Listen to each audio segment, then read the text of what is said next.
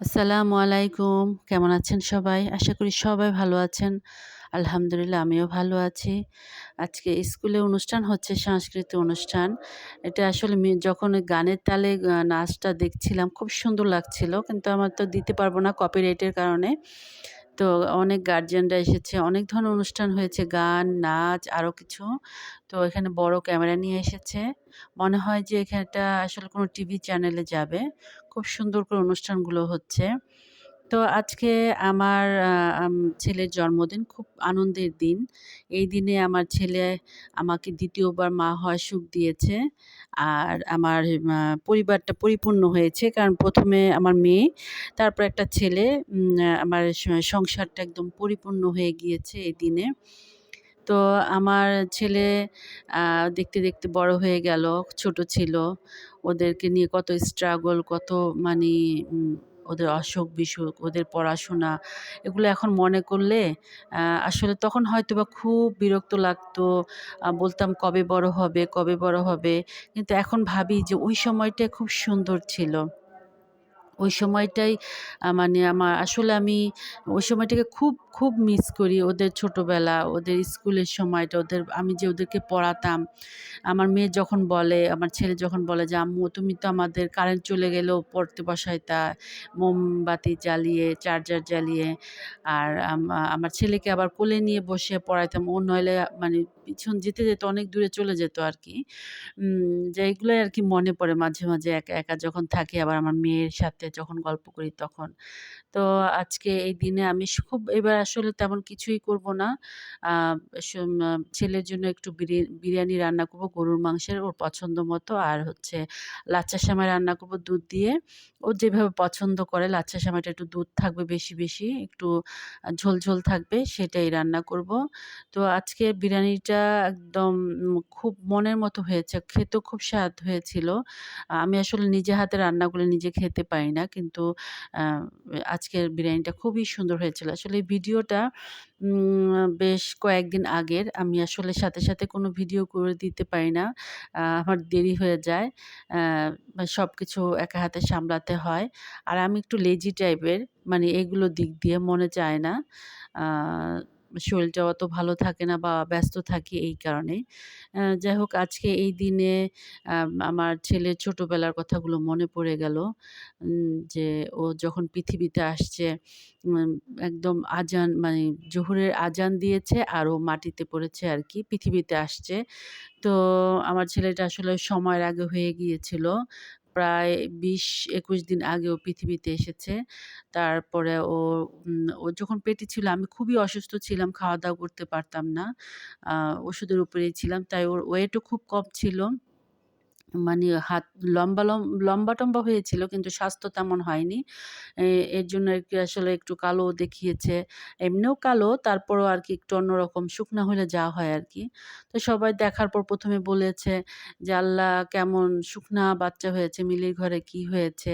তখন আমার হাসব্যান্ড বলেছে, "সোনার আংটি বেঁকাও ভালো।"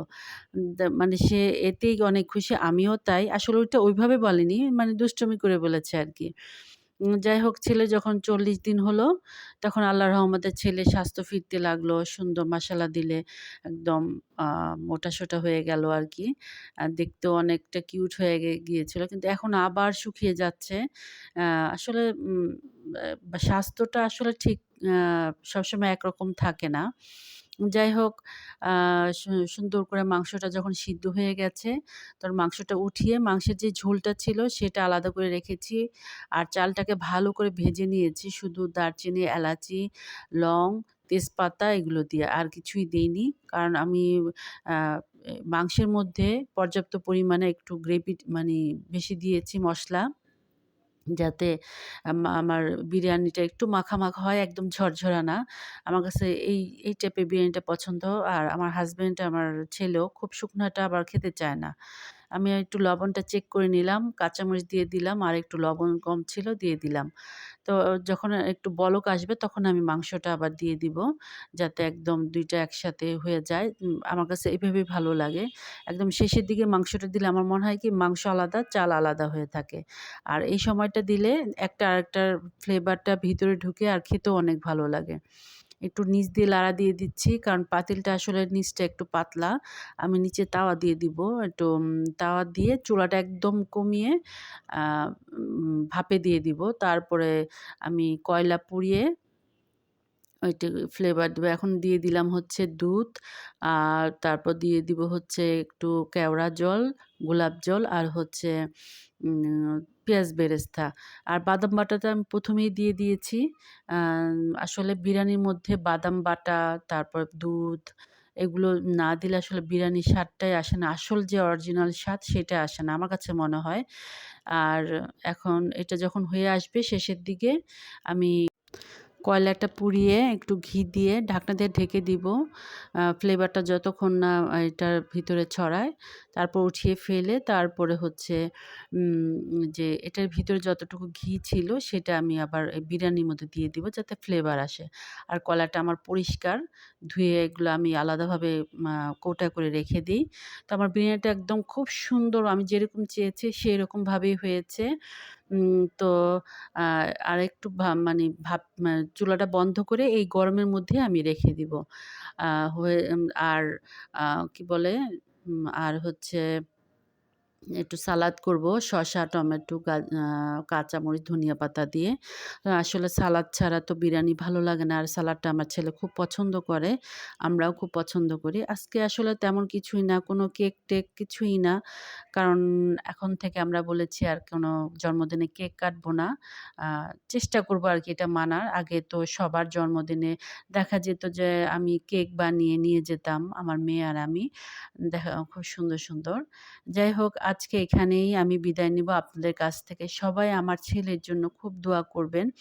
মন ভরে দোয়া করবেন যাতে আমার ছেলে নেক হায়াত দান করে আল্লাহ। ওকে আল্লাহ যেন নেক বান্দা বানায় এবং আল্লাহ যেন ওর জীবনে সবসময় সফলতা দেয়। আ জীবনে প্রতিষ্ঠিত হতে পারে। আর কি বলবো আরকি? মা হিসেবে তো আমি তো অবশ্যই দোয়া করি। আপনাদের কাছেও দোয়া চাচ্ছি।